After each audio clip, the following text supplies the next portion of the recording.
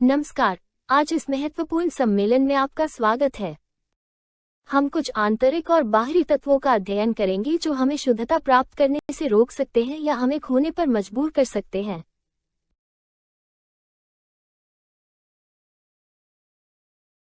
हमें याद रखना चाहिए कि शुद्धता हमारे आंतरिक कार्य का आधार है और शुद्धता हमारी ऊर्जा, विशेष रूप से हमारी यौन रचनात्मक ऊर्जा को मूल्य और बुद्धिमानी से उपयोग करना है। वो ऊर्जा जो हमें आंतरिक रूप से खुद को बनाने की अनुमति देती है। सुपर सेक्स के अभ्यास के माध्यम से और हमें अपने अस्तित्व के अस्तित्वगत शरीर का निर्माण करने की अनुमति देता है। शरीर जो हमें प्रकृति के उच्च आयामों में सच्ची अभिव्यक्ति करने की अनुमति देते हैं। इसलिए उन पहलुओं का अध्ययन करना महत्वपूर्ण है जो हमें लगातार अपनी ऊर्जा खोने का कारण बनते हैं, हमें इस प्रक्रिया में आगे बढ़ने से रोकते हैं या यहाँ तक कि हमें उस प्रगति को खोने का कारण बनते हैं जो हमने पहले ही हासिल कर ली थी।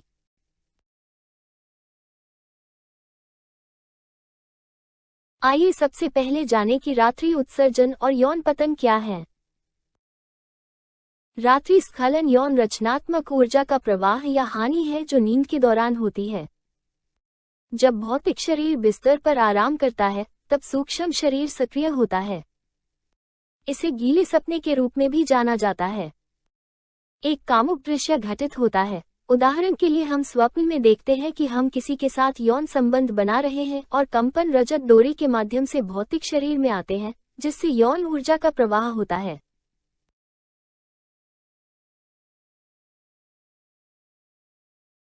यौन पतन तब होता है जब हम सुप्रासेक्स का अभ्यास करने का प्रयास करते हैं लेकिन स्खलन या कामोन्माद के माध्यम से यौन ऊर्जा की हानि होती है।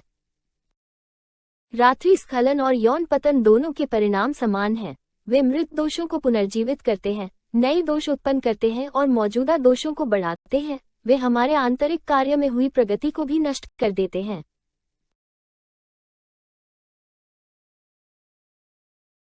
जब कोई व्यक्ति रात्रि उत्सर्जन और यौन पतन के अहंकार को खत्म करना चाहता है, तो उसे इसके विभिन्न पहलुओं पर काम करना चाहिए। आइए अब उनमें से कुछ का अध्ययन करें। हम मनोवैज्ञानिक पहलुओं, ब्लैक लॉज के हमलों, बाहरी पहलुओं और सुप्रासेक्स के अभ्यास के दौरान होने वाले पहलुओं को देखेंगे।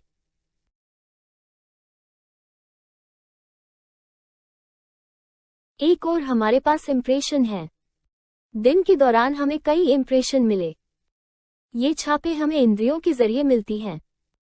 इसलिए हमारे पास दृश्य, श्रवण, घ्राण, स्वाद और अन्य संवेदी छापें होती हैं।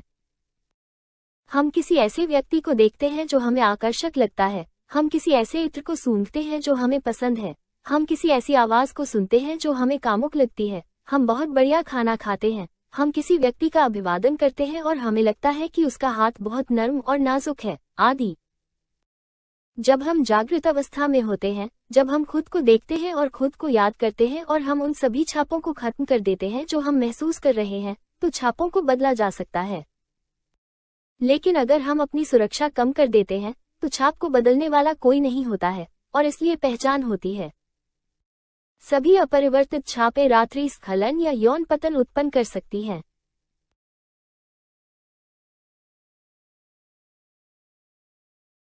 हम कई चीजों के साथ अपनी पहचान बनाते हैं। आप स्वयं देखेंगे, उदाहरण के लिए, कि कोई व्यक्ति क्रोध, वासना, लोभ आदि की प्रक्रिया के साथ अपनी पहचान बना सकता है। कोई व्यक्ति अपने द्वारा देखी गई स्कर्ट से, पैरों से, स्तनों से, आंखों से, चेहरे से, अपने बालों से, किसी भी चीज से, पेय पदार्थ से, अत्यधिक भोजन से, आदि से अपनी पहचान बना सकता है। यदि किसी के पास कोई धारणा है, उदाहरण के लिए दृश्य, और उस क्षण वो उस धारणा पर कार्य करता है और मां से उसे खत्म करने के लिए कहता है, तो कोई पहचान नहीं है। लेकिन अगर कोई उस अवधारणा पर ध्यान केंद्रित करना जारी रखता है, उसे समय और ऊर्जा देता है, तो हम अहंकार के साथ पहचान की ओर बढ़ेंगे।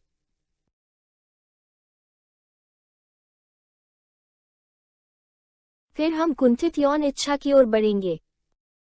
यहाँ यांत्रिक कल्पना और कामुक प्रकृति की कल्पनाओं की प्रक्रियाएं होती हैं, जो उस समय संतुष्ट नहीं होने के कारण नींद के दौरान कामुक दृश्यों के रूप में प्रकट होती हैं और स्खलन होता है। यह अभ्यास के दौरान दूषित और भारी ऊर्जा, क्योंकि दिन के दौरान कोई सही मृत्यु प्रक्रिया नहीं थी, रीढ़ की हड्डी तक नहीं बढ़ती है और इसलिए यौन पतन होता है।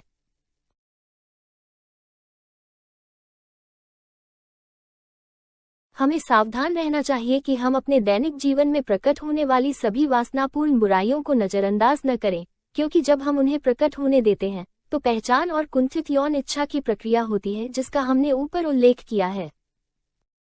हमें ये भी याद रखना चाहिए कि हर बार जब हम इन दोषों को प्रकट होने देते हैं तो वे हमारी ऊर्जा का उपभोग करते हैं और इसे प्रदूषित करते हैं।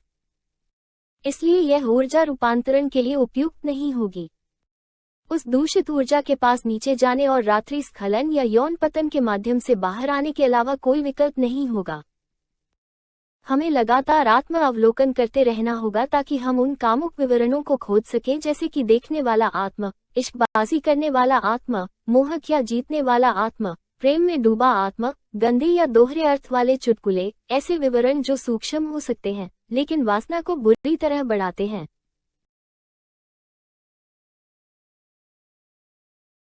एक और बिंदु है जो रचनात्मक यौन ऊर्जा के नुकसान को भड़का सकता है, एक चुड़ैल का हमला।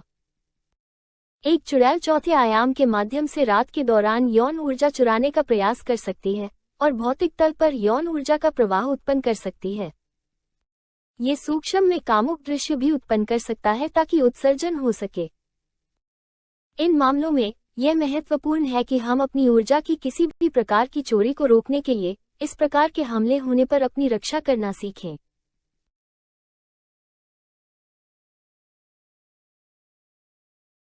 इसे रोकने के लिए हम एक क्रॉस के आकार में रखी गई स्टील की कैंची का उपयोग करेंगे। कैंची के चारों ओर एक चक्र में काली सरसों का उपयोग करेंगे और अपने अस्तित्व से निवेदन करेंगे कि वो हमारे तात्विक मध्यस्थ को आदेश दे कि वो हमारी रक्षा करने और हमारी मदद करने के लिए सरसों के तात्विक अनुष्ठान का आयोजन करे, ताकि हम उस चुड़ैल को पकड़ सकें जो हमारी ऊर्जा चुराने की कोशिश करती है। जब चुड़ैल चौथे आयाम के माध्यम से हमारे कमरे में प्रवेश करने की कोशिश करेगी तो कैंची बंद हो जाएगी और वो तीसरे आयाम में गिर जाएगी। नींद के दौरान भी हमले होते हैं। ब्लैक लॉज के इन हमलों का मतलब है कि जब कोई सोने जाता है तो उसे जादू करना चाहिए और खुद को बेलीलाइन और जादुई चक्र से बंद कर लेना चाहिए। इसलिए ये सीखना महत्वपूर्ण है कि सुरक्षा मंत्र कैसे करें और दिन के दौरान जितना संभव हो सके अपने आप को बंद रखें, खासकर जब सेक्स प्रैक्टिस होने वाली हो। सुरक्षा मंत्रों के बिना सेक्स का अभ्यास लगभग यौन पतन के बराबर है। दूसरा पहलू, और जिस पर काम करना सबसे महत्वपूर्ण है, वो है भोजन का मुद्दा। ऐसे खाद्य पदार्थ हैं जो हमारी ऊर्जा को दूषित करते हैं, इसलिए यौन अभ्यास के दौरान ऊर्जा रीढ़ की हड्डी तक नहीं जा पाती है या ये बहुत भारी हो जाती है और इसलिए इसे शरीर को छोड़ना पड़ता है। इसलिए हमें इनसे बचना चाहिए। सूअर या सूअर का मांस युक्त भोजन, इससे हमारी ऊर्जा पर 15 दिनों तक प्रभाव पड़ता है। हमें बिना शल्क वाली मछली, उदाहरण के लिए कैटफिश, का सेवन नहीं करना चाहिए। न ही ऐसी मछलियां जिन्हें सूअर का मल या एनाबोलिक खिलाया जाता है। फार्म में पाली गई मुर्गियों से प्राप्त भोजन को एनाबोलिक्स और कंसंट्रेट से खिलाया जाता है। डिब्बाबंद खाद्य पदार्थ, विषाक्त खाद्य पदार्थ, सड़न की स्थिति में खाद्य पदार्थ, सभी सॉसेज, सूअर से संदूषित कोई भी खाद्य पदार्थ। इसके अलावा सभी शराबें शुद्धता को रोककर काम करती हैं, इसलिए ताज़ा भोजन खाना जरूरी है। उपरोक्त में से कोई भी चीज रात में वीर्यपात या यौन पतन का कारण बन सकती है।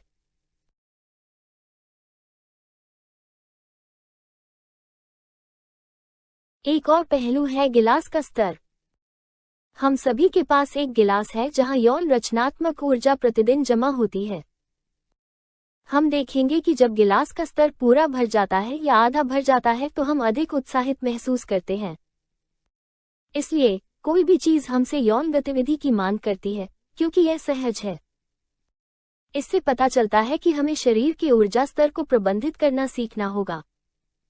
आप अच्छी तरह जानते हैं कि अगर गिलास भरा हो तो वो गिरता ही है। जब किसी व्यक्ति के गिलास का स्तर बहुत ऊंचा हो और उसके पास अपनी ऊर्जा को रूपांतरित करने वाला कोई न हो, या उसके पास कोई साथी हो लेकिन वह स्वास्थ्य या किसी अन्य कारण से अभ्यास नहीं कर सकता, तो गिलास को गिरने से बचाने के लिए क्या करना चाहिए? खैर, ऊर्जा को उदात्त बनाना सीखें।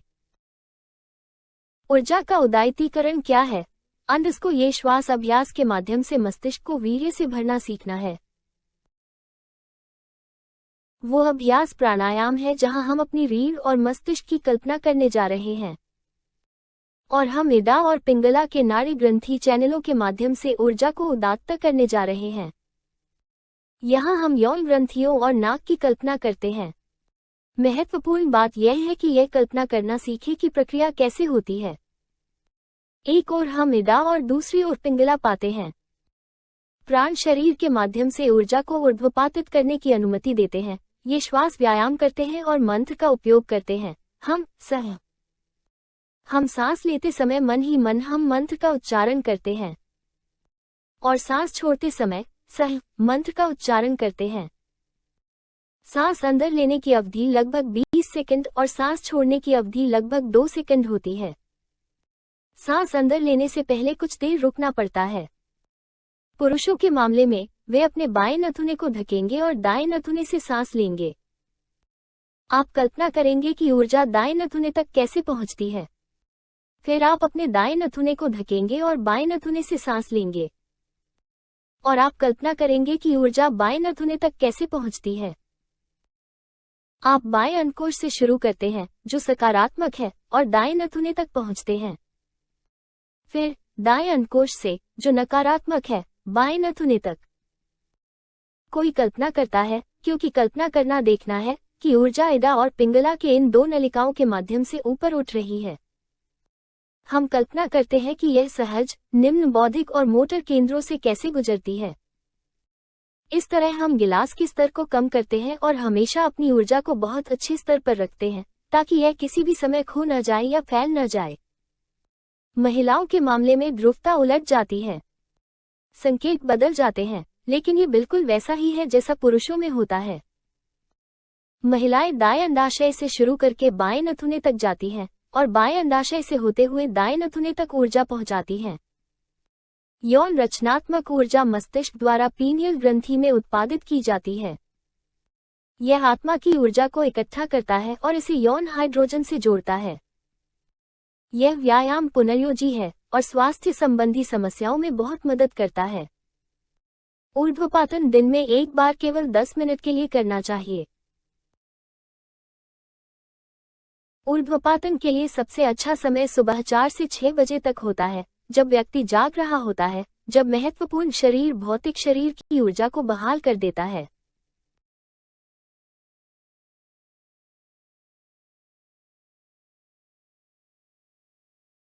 बाहरी पहलुओं में से एक कुछ साइटें और लावा हैं। ऐसे कई स्थान हैं जहां लावा पाए जा सकते हैं: थिएटर, कब्रिस्तान, वेश्यालय, निवास, motel, hotel, night club, church, कामुक थिएटर आदि। ऐसा इसलिए होता है क्योंकि उन जगहों पर बहुत से लोग इकट्ठा होते हैं और वहां से ऐसी ऊर्जा निकलती है जो यौन या भावनात्मक हो सकती है। यह निष्कासित ऊर्जा दूषित हो जाती है और विघटित हो जाती है, जिससे लावा उत्पन्न होते हैं जो इसे खाते हैं।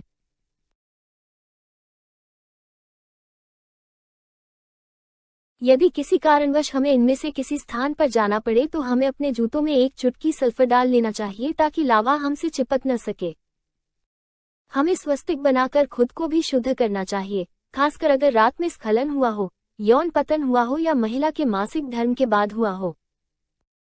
स्वस्तिक निम्न तरीके से बनाया जाता है। इसमें सल्फर का उपयोग किया जाता है जिससे हम ये छवि बनाते हैं। इसे टाइल पर लगाया जा सकता है और औद्योगिक अल्कोहल का उपयोग किया जाता है। जैसे ही यह ऐसा होता है, हमारे अस्तित्व को हमारे मौलिक मध्यस्थ को सल्फर तत्व का अनुष्ठान करने के लिए आदेश देने के लिए कहा जाता है ताकि यह हमारे शरीर और हमारे पर्यावरण को शुद्ध कर सके।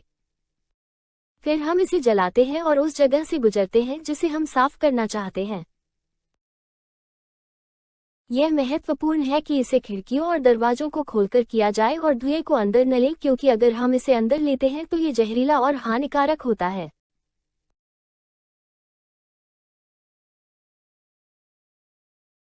अगला पहलू मासिक धर्म है। महिला के मासिक धर्म की प्रक्रिया के दौरान दंपति को कई कारणों से अलग होना पड़ता है। स्त्री ऊर्जा पतन की प्रक्रिया से गुजर रही है और यही ऊर्जा पुरुष ऊर्जा को भी पतन की ओर आकर्षित करती है। दूसरी ओर, मासिक धर्म वाली महिलाएं कई लावा पैदा करती हैं। इसलिए उसे उसी बिस्तर पर सोने की सलाह नहीं दी जाती है जहां वो सुप्रासेक्स करती है, नहीं पुरुष को उसके साथ सोना चाहिए। इसके अलावा इस सप्ताह के दौरान कोई भी दुलार मृत दोषों को पुनर्जीवित करता है। चूंकि ये दूषित ऊर्जा सक्रिय होगी और चूंकि यौन ऊर्जा का कार्य सृजन करना है, सक्रिय होने पर यह ऊर्जा दोष उत्पन्न करना शुरू कर देती है। एक महिला का मासिक धर्म 7 दिनों तक रहता है, जो मासिक धर्म आने के दिन से शुरू होकर 7 दिनों के अंत तक रहता है, भले ही उसे तीसरे या चौथे दिन मासिक धर्म न आए। ये 7 दिन का होता है। इस दौरान महिला को नहाने से भी बचने की कोशिश करनी चाहिए। उसे केवल स्थानीय स्नान ही करना चाहिए, क्योंकि महिला एक ऐसी प्रक्रिया से गुजर रही होती है जहां वो ऊर्जा उत्सर्जित कर रही होती है और पानी की छींटे पड़ने से थर्मल शॉक उत्पन्न हो सकता है और यौन तंत्र को नुकसान हो सकता है।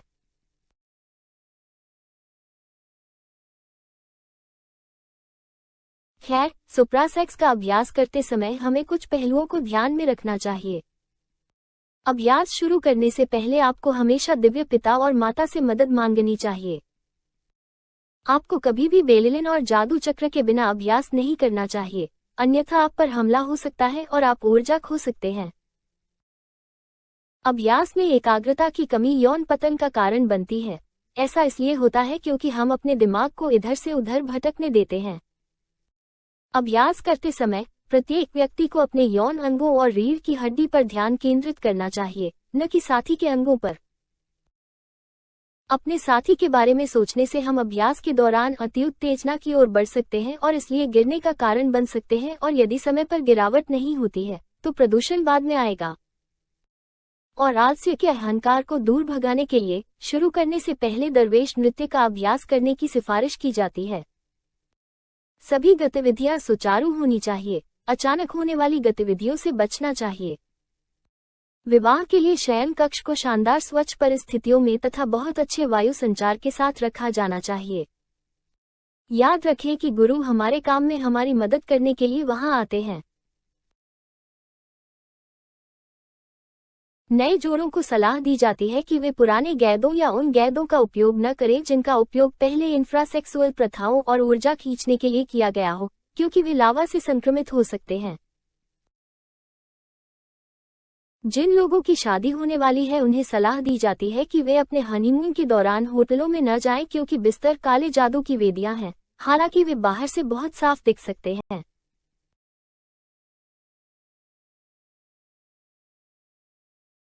अभ्यास के बिना दुलार को ध्यान में रखना चाहिए। ये बिंदु अविवाहितों के लिए और विवाहित लोगों के लिए भी बहुत महत्वपूर्ण है। अधिकांश लोगों को यह नहीं पता कि जब वे खुद को दुलारते हैं तो यौन ऊर्जा सक्रिय हो जाती है। ये पहली दुलार या चुंबन के साथ होता है। यदि उस ऊर्जा को परिवर्तित नहीं किया जाता है तो वो पतित हो जाती है। बाद में आदमी बिस्तर पर जाएगा और रात्रि स्खलन होगा, और यदि वो यौन संबंध बनाने जाएगा तो यौन पतन होगा। यदि ऊर्जा का उपयोग नहीं किया जाना है तो उसे गर्म नहीं किया जाना चाहिए या प्रयोगशाला तैयार नहीं की जानी चाहिए। जो ऊर्जा अप्रयुक्त पड़ी रहती है वो दूषित हो जाती है, भारी हो जाती है और अभ्यास के समय वो ऊपर नहीं उठेगी, इसलिए बाहर आ जाएगी।